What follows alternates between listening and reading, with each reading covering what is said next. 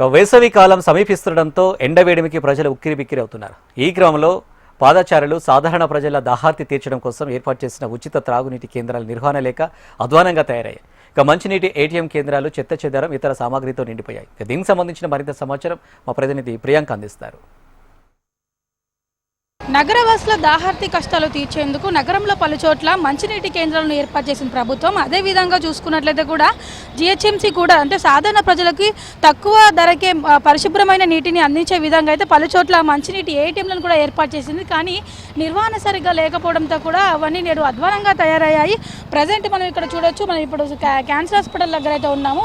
ఇక్కడ చూసుకున్నట్లయితే కూడా అంటే ఫ్రీ డ్రింకింగ్ వాటర్ అంటే ఉచిత త్రాగునీరు అని బోర్డు పెట్టేసి కూడా ఎంతో ఘనంగా దీన్ని గతంలో ఏర్పాటు చేశారు. ఇది ఏర్పాటు చేసి సంవత్సరాలు కూడా గడుస్తుంది. అయినప్పటికీ కూడా ఇక్కడ త్రాగునీరు మాత్రం అందించలేదు ఇక్కడ నగరవాసులకి, అలాగే ఇటువైపు వెళ్ళే పాదచారులకు కూడా.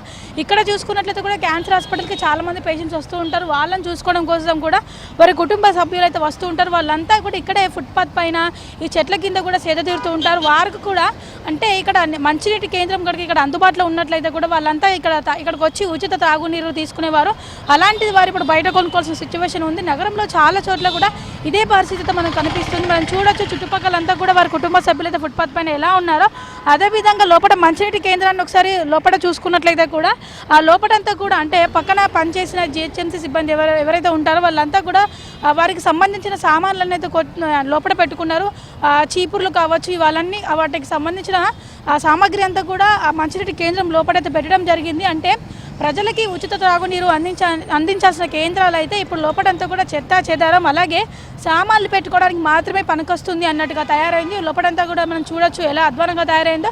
బయట కూడా గ్రిల్ అంతా లాక్ చేసి ఉంది. అంటే ఇక్కడ త్రాగునీరు అందుబాటులో ఉందన్న విషయం కూడా చాలామందికి తెలియదు. కనీసం ఇక్కడ ఎవరు లేరు వారికి తాగునీటిని అందించడానికి కూడా ఇక్కడ ఎవరు సిబ్బంది కూడా లేనటువంటి సిచ్యువేషన్ అయితే మనం చూస్తున్నాం. అదేవిధంగా నగరంలో చాలా చోట్ల కూడా ఇదే పరిస్థితి కొనసాగుతుంది. ఖైరతాబాద్, పంజాగుట్ట, మలక్పేట ఇలా చాలా చోట్ల కూడా ఉచిత తాగునీటి కేంద్రాలన్నీ కూడా ఇలా క్లోజ్ చేసే ఉన్నాయి. అక్కడ కనీసం త్రాగునీరు ఉచితంగా లభిస్తుందన్న విషయం కూడా చాలా మందికి తెలియదు. అదేవిధంగా చూసుకున్నట్లయితే కూడా మల్లక్పేట తదితర ప్రాంతాల్లో కూడా మంచినీటి ఏటీఎంలు సాధారణ ప్రజలకి తక్కువ ధరకే పరిశుభ్రమైన నీటిని కొనుక్కునే విధంగా కూడా కొన్ని చోట్ల ఏర్పాటు చేశారు. అవి కూడా నిర్వహణ సరిగ్గా లేకపోవడంతో అధ్వానంగా తయారయ్యాయి. కనీసం అక్కడ నీటిని అందించడానికి కూడా సిబ్బంది లేని సిచ్యువేషన్ అయితే మనకు కనిపిస్తుంది.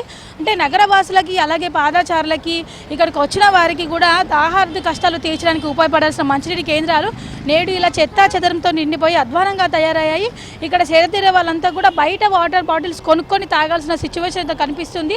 కేవలం అంటే లక్షలు కావచ్చు ఎంతో పెద్ద మొత్తంలో కూడా ప్రజలకి తాగునీటి కష్టాలు తీర్చడం కోసం ఎంతో ఘనంగా ఏర్పాటు చేశారు అధికారులు ఈ కేంద్రాలన్నీ కూడా. కానీ ఎంతో ఘనంగా ఏర్పాటు చేసిన కేంద్రాలన్నీ కూడా నేడు ఎందుకు పనికిరాకుండా పోతున్నాయి? ఇప్పటికైనా సరే నగరవాసులను పాదచారులను అందరినీ దృష్టిలో పెట్టుకొని వారి దాహార్తి కష్టాలు తీర్చే విధంగా ఈ మంచినీటి కేంద్రాలను అంటే ఇప్పుడు రానున్నది ఎండాకాలం, అలాగే ఎండలు కూడా పెరిగిపోతున్నాయి కాబట్టి వీటన్నిటిని దృష్టిలో పెట్టుకొని ఇప్పటికైనా సరే సంబంధిత అధికారులు స్పందించి ఈ మంచినీటి కేంద్రాలను వీరంత త్వరగా ఓపెన్ చేయాలని ప్రజలు కోరుతున్నారు. ఇప్పుడు జర్నలిస్ట్ రవితో ప్రియాంక, HM టీవీ, హైదరాబాద్.